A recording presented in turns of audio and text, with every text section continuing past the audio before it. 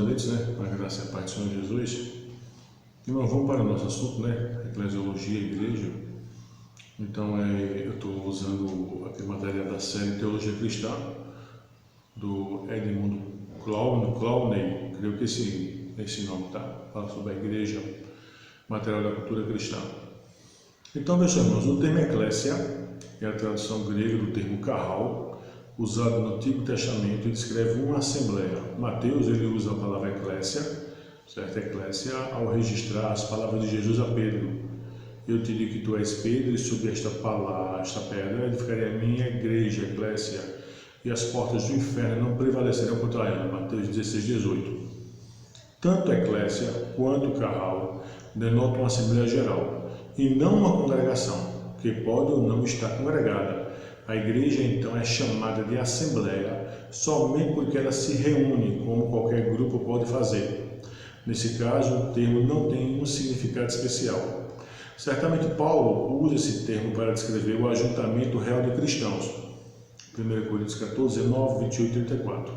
Lucas registra seu uso pelo administrador da cidade de Éfeso, que lembra a multidão que suas acusações contra os cristãos poderiam ser feitas perante uma Assembleia Geral, uma reunião urbana apropriada, Atos 19, 39. Quando Jesus fala sobre a igreja, contudo, ele usa um termo enriquecido com o sentido do Antigo Testamento. Israel foi a Assembleia de Deus no grande dia em que Deus reuniu o povo no Monte Sinai para lhe estabelecer sua aliança. Ele o tinha trazido sobre asas de águia para si mesmo, Êxodo 19, 4. A redenção do Êxodo culmina no Sinai, no dia da Assembleia, Deuteronômio 4:10, 9:10, 10:4 e 18:16. Os israelitas foram uma assembleia porque eles se reuniram diante de Deus, comparecendo à sua presença, Deuteronômio 4:10. As assembleias posteriores de Israel recordavam essa grande assembleia. A trombeta de Deus, que ressoou na Assembleia do Sinai, ecoou novamente mais tarde, quando os sacerdotes tocaram 2 trombetas de prata para reunir o povo de Israel às portas da cidade de Deus. Números 10, de 1 a 10. Deus reuniu seu povo diante de si para renovar sua aliança. Josué 24, 1 e 25. 3 vezes por ano, Israel se reunia para as festas do calendário litúrgico, Levítico 23. Os profetas descreviam a bênção futura da presença de Deus quando anunciavam uma grande reunião festiva, que incluiria os gentios. Isaías 2, 2 a 4, 56, 6 a 8, Joel 2, 15 a 17 e Salmo 87. A Assembleia de Deus inclui todos os seus santos, tá? Hostes angelicais, santos terrenos. No Monte Sinai, Deus estava presente com milhares de seus anjos quando reuniu o povo a seus pés. Deuteronômio 33, 2, 3, Salmo 68, 17. O autor da Epístola aos Hebreus leva a epifania de Deus no Sinai em sua mais gloriosa conclusão. Embora Deus tenha aparecido no fogo e na nuvem do Sinai para se encontrar com o povo resgatado de Israel, ele não fez no monte um seu santuário perpétuo. Em vez disso, ele conduziu as tribos através do deserto até o Monte Sinai. Ali ele fixou sua morada, encheu o templo com sua glória e chamou seu povo para as suas festas. Tá. Cultuar nessa assembleia é pertencer à eclésia de Deus. Nós nos reunimos aqui na terra, Hebreus 10, 25, porque nos reunimos lá onde Jesus está. Os cristãos desfrutam da herança dos santos na luz, Colossenses 1:12. Sua vida já é no céu com Cristo, Colossenses 3, 4. Cristo é o cabeça do seu corpo como uma assembleia celestial, Colossenses 1:18, Efésios 1:3, 2:5, 6, Filipenses 3:19, 20, Gálatas 4, 25 a 26. Quando os cristãos coríntios se reuniam, lá em 1 Coríntios 11:18, 14, 26 e 28, eles se juntavam a todos aqueles que em todos os lugares invocam o nome do nosso Senhor Jesus Cristo. Não apenas nós participamos de uma reunião na qual nosso Senhor ressuscitado está, mas ele vem, mediante seu Espírito, à reunião em que nós estamos. Onde 2 ou 3 pessoas estiverem reunidas em seu nome, ali ele estará. Mateus 18:10 e 28:10. A igreja está onde o Senhor está, não simplesmente em seu poder onipresente, mas na presença que faz com que os anjos clamem santo, que faz com que os santos cantem digno ao Cordeiro, e que faz com que os pecadores confessem que Deus está de fato no meio deles. Isaías 6:3, Apocalipse 5:12, 1 Coríntios 14:25.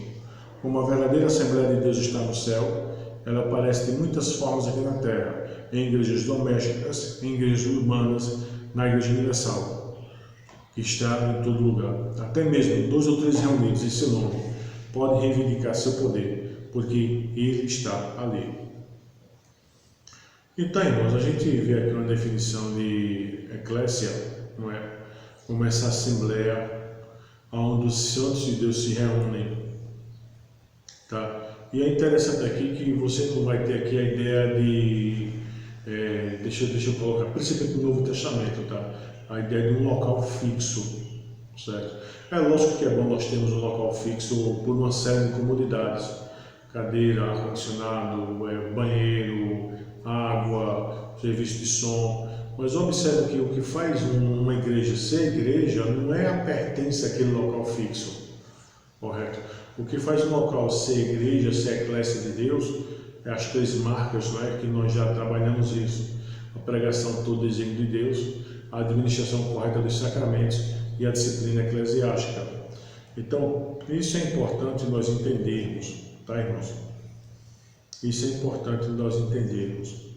Agora, a pergunta é: quem é que pode fazer parte da eclésia? Não é? Quem é que pode fazer parte dessa igreja, dessa comunidade de Deus? Qualquer pessoa basta querer? Hipótese nenhuma, irmãos.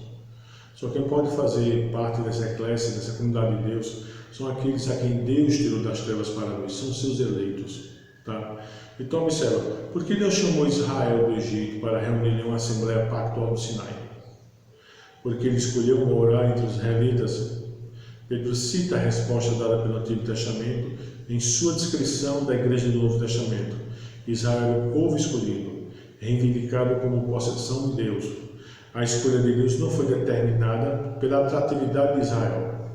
Não vos teve o Senhor aflição, nem vos escolheu porque fosseis mais numerosos do que qualquer povo, porque éreis o menor de todos os povos, mas porque o Senhor vos amava, e para guardar o juramento que fizeram vossos pais, o Senhor vos tirou com mão poderosa e vos resgatou da casa da servidão, do poder de Faraó, rei do Egito. Deuteronômio 7, 7 a 8. Interessante, irmãos, que aqui você tem uma fala de Moisés a respeito do Senhor, né? Então uma manifestação do Senhor, certo? De que o Senhor escolheu o povo de Israel, não porque eles tinham algo que atraísse o Senhor, não de posse nenhuma, porque o Senhor os amava. Isso aqui nos lembra muito, irmãos, aquilo que é dito lá em Efésios. Peço que os irmãos abram aí as Escrituras em Efésios. Deixa eu ver aqui as Escrituras também, né? Efésios.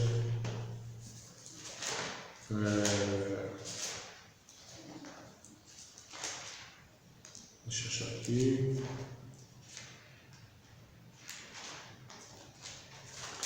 Efésios capítulo 1, né? Tão conhecido texto nosso, não é? Observe o verso 4. Assim como nos escolheu nele, antes da fundação do mundo, para sermos santos e irrepreensíveis perante ele, e em amor nos predestinou para ele. Certo? Então a questão é: por que Deus nos escolheu? Por que Deus escolheu aqueles que vão fazer parte da eclésia? Porque estes aí poderiam serem atrativos a Deus, porque Deus percebeu algo? Não, irmãos. Nós somos escolhidos no amor. Deus nos amou. Certo? Então observa. Deus dedicou sua afeição ao seu povo, porque Ele o amou. Sua escolha se originou do beneplácito de sua vontade, e não no merecimento do povo. Então Deus nos elegeu porque Ele quis nos eleger.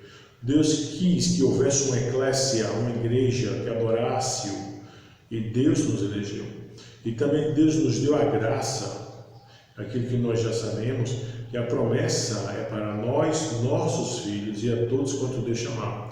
Deus também nos deu a graça de nossos filhos fazerem parte da igreja do Senhor, da igreja visível do Senhor. É verdade que nem todo aquele que faz parte da igreja visível fará parte da igreja invisível. É interessante nós especificarmos isto, certo? Igreja visível, que é a reunião de todos, né? De todos os crentes juntamente com seus filhos. Agora, essa igreja visível, ela é a igreja invisível? Não.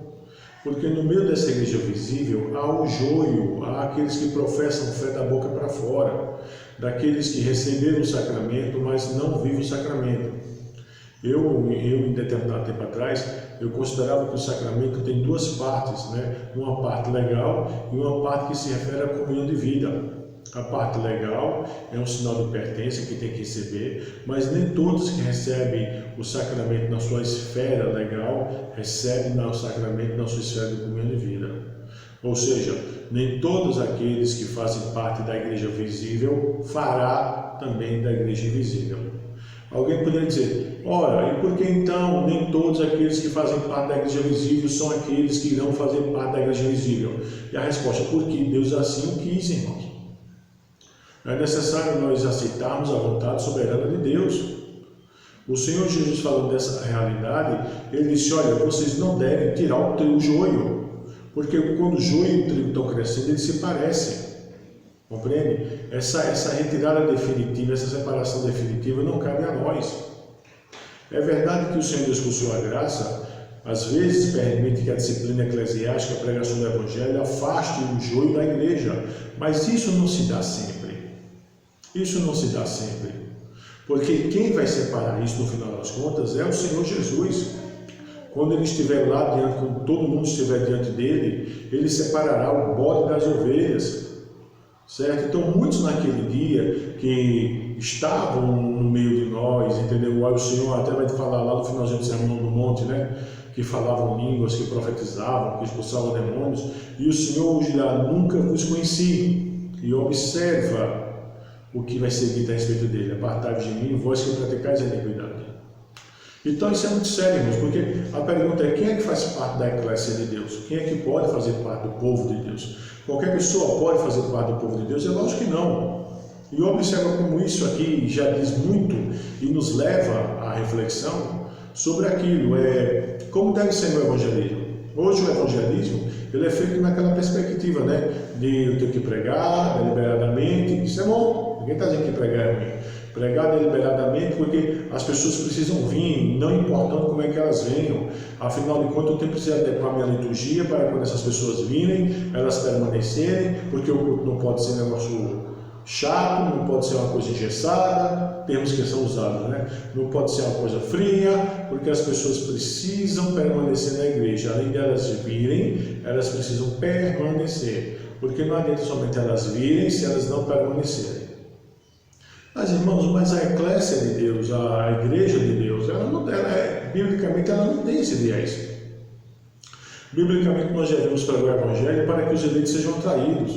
Eu me lembro de certa vez, Paulo em Corinto, depois de um problema que Paulo teve lá, o Senhor Jesus, em uma visão que Paulo teve, o Senhor fala para Paulo, Paulo, tem muito povo nesta cidade. Então, observa, o que encorajou Paulo a permanecer em Corinto, apesar de todas as dificuldades, é que o Senhor tinha lhe dito, tem muito povo nessa cidade. Já em outra sorte, Paulo pregando para os judeus, e os judeus sem querer nada, Paulo volta-se para os gentios, e a Escritura fala lá em Atos 13:48, que creram todos aqueles que haviam sido predestinados para a vida. Ou seja, quem é que forma a eclésia do Senhor? Aqueles os quais o Senhor Deus chamou. Mas observa que mesmo nós fazendo o correto, mesmo nós não apaziguando o ímpio, mesmo a gente não fazendo evangelismo estilo arrastão, vem todo mundo, ainda vem o joio, irmãos. Imagina, para quem faz o evangelho estilo arrastão, estilo pode vir quem quer que seja, imagina a quantidade de ímpio, de joio, que esses lugares que se chamam eclésia de Deus têm. Então isso é sério, irmãos. Tá? Isso é sério, por quê? Porque a eclésia de Deus, ela é a eclésia de Deus, a invisível, a igreja verdadeira do Senhor Jesus. Ela é composta de todos os eleitos de Deus. Mas é interessante isso, né? Que observa, nós temos uma eclésia universal, singular, e eclésias particulares, plurais. Vamos definir isso aqui, né? O que seria essa eclésia singular? Seria a reunião de todos os eleitos de Deus, tanto do AT quanto do NT, a totalidade da igreja do Senhor Jesus.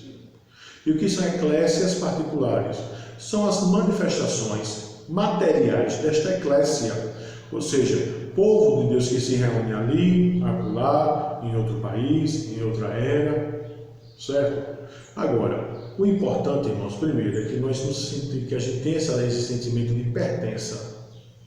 Nós pertencemos a uma igreja que é universal, certo? Que é uma igreja santa, una, universal e apostólica.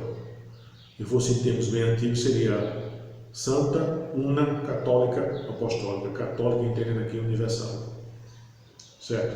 Nós fazemos parte dessa igreja. Então, quando nós temos esse viés, veja só como torna-se obsoleto a ideia de denominação, placa de denominação, certo?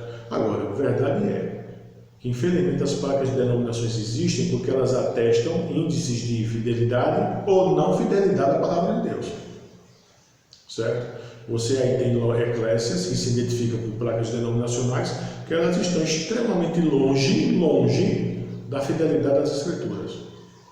Elas usam a Bíblia por usarem, mas a palavra de Deus não é estudada, porque leia-se o seguinte: estudar a palavra de Deus não é decorar versículo, entendeu? Estudar a palavra de Deus é ter noção de exegese, é ter noção de hermenêutica, é ter noção de línguas, é ter noção de teologia bíblica, entendeu? Para poder tudo isso, para poder se estabelecer uma teologia sistemática, uma teologia dogmática, e para que o pregador possa saber o que está pregando para o povo de Deus. Porque o pregador, nessa relação, funciona com a relação também de um profeta, de dispor a palavra de Deus. A pergunta é: como é que você sabe que um pregador está sendo fiel à palavra de Deus? A resposta é: você sabe que esse pregador é fiel à palavra de Deus o quanto esse pregador for fiel à aliança, os preceitos da aliança. Aí surge uma pergunta: e se o pregador nem sequer souber que existe uma aliança? E se ele pensar que essa aliança que está se referindo é a aliança de casamento, será que quem tem no dedo? Ou então a aliança do jeito que seitas neopentecostais usam? É lógico, irmãos, que a absorção da verdade de Deus para essa eclésia nesses locais vai ser o mínimo possível, né? Por isso também que as pessoas que fazem parte dessas eclésias, elas precisam parar um pouquinho e se interrogarem, né? O que é que me faz vir nesse local? Porque, infelizmente, as pessoas têm um conceito equivocado de igreja.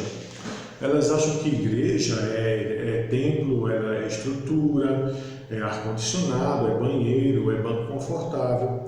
É como eu já falei, irmãos, essas coisas são boas. Ninguém aqui está dizendo que não é bom você sentar numa cadeira decente, você ter um ar-condicionado decente, você ter uma água legal, você ter pessoas, entendeu, para ter um convívio social. Ninguém aqui está dizendo que não é legal você ver seu filho, sabe, que vai ter lá uma classezinha de escola dominical apropriada para a sua idade, com brinquedos, materiais, professores. É óbvio que isso é ótimo. Mas você precisa entender que isso não é essencial, isso não é vital. Porque do que adianta, meu filho, você ter toda essa estrutura e aquilo que foi ensinado para você não corresponder com a palavra de Deus? Do que adianta você ter toda essa estrutura e no final lá você ouvir da parte do Senhor Jesus: nunca vos conheci? Ou então, do que adianta você ter essa estrutura e quando você chegar dentro do Senhor Jesus, conforme diz o texto lá de 1 Coríntios 3, você se salva como que através do fogo? Por quê? Porque você perdeu toda a tua vida e você não fez nada para o Senhor Jesus. Você não tem nenhuma obra para ser apresentada diante do Senhor Jesus. E, consequentemente, você nem sequer terá galardão. Entendeu? Porque você vai ser salvo como que através do fogo. Lê lá o texto de 1 Coríntios 3. Todas as tuas obras foram feno, palha e madeira. Elas não passaram pelo escrutínio do Senhor Jesus. Aquilo que o Senhor Jesus falou lá no Sermão do Monte, tudo aquilo que você fez foi para ter glória dos homens. Então você teve a tua recompensa aqui. Você teve, isso não é brincadeira, irmãos. A gente bate, irmãos, tem cuidado, não procura igreja não. Irmão, se você bem soubesse, tudo bem, isso é legal, mas se você bem soubesse, você procuraria uma igreja que é fiel às 13 marcas. Mesmo que essa igreja, mesmo que essa eclésia seja pequenininha, as pessoas sentem no chão, ou então debaixo de um pé de manga, entendeu? Não tenha luxo nenhum. Você diz, realmente, não tem luxo nenhum. Porque a igreja é pequenininha, os irmãos estão chegando, ainda vão começar a dizimar, para a igreja ter estrutura. Mas uma coisa é certa, essa igreja prega a real, verdadeira palavra de Deus. Então eu estou atrás disso para a minha vida espiritual. Eu quero aprender a doutrina, eu quero aprender a temer a Deus, eu quero aprender a fazer o que é correto, eu quero aprender a andar nas boas obras as quais Deus de antemão preparou para que andássemos nela, Efésios 2:10, porque eu não quero chegar diante do Senhor Jesus e as minhas obras serem comparadas a feno, palha e madeira, a serem queimadas e eu ser salvo como que através do fogo. Aliás, eu quero que as minhas obras sejam equiparadas a ouro, prata e pedra preciosa, que o fogo purifica. Entende? Compreende isso, irmãos? Então, a ideia de eclésia de Deus é isso. Porque eu fico pensando, você que é pai, me diga uma coisa, meu irmão, em nome de Jesus, me diga uma coisa, qual é mais importante para você? Você ter o seu filho lá na escolazinha, na classe de escola dominical, com um brinquedozinho, com umas coisas bonitinhas, ou você ter seu filho sendo instruído na palavra de Deus, mesmo que não tenha nem sequer um brinquedinho para ele brincar. Meu filho, igreja não é lugar de brincar, não, meu filho. Igreja não é lugar de criança estar brincando, não. Lugar de criança estar brincando é dentro de casa, ou então lá no colégio, na hora do recreio. Igreja é lugar do menino estar aprendendo a Bíblia. E principalmente para aqueles eleitos que tiveram a graça de Deus de darem o sinal da aliança a seus filhos. Você, meu filho, que deu o sinal da aliança. Seu filho pertence a Deus. Igreja não é lugar de ele estar brincando, não.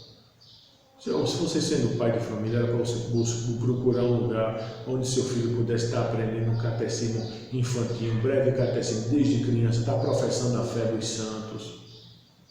Para você ter a graça de Deus e quando ele chegar a idade da razão de professar a fé de papai e mamãe. Entende, irmãos?